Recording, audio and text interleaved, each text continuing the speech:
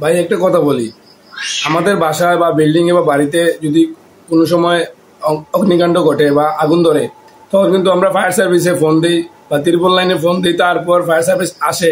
Shopping mall বাড়িতে যদি আগুন লাগে, এই আগুন কিন্তু নিভাতে অনেকটা সময় লাগে, কারণ ফায়ার সার্ভিস তো ওই বিল্ডিং এর পাশে থাকে না, বা ফায়ার সার্ভিসের গাড়ি কিন্তু আমাদের সব জায়গায় অ্যাভেলেবেল না।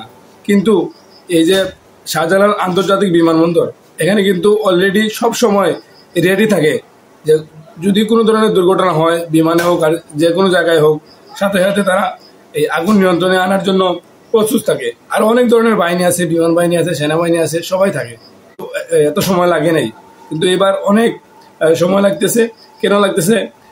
যদি তারা হয়তো যারা এখানে উপস্থিত ছিল বা যারা আগুন নিয়ন্ত্রণে আনার কাজে নিয়োজিত থাকে, এয়ারপোর্টে কিন্তু সব সময় ফায়ার সার্ভিস রেডি থাকে।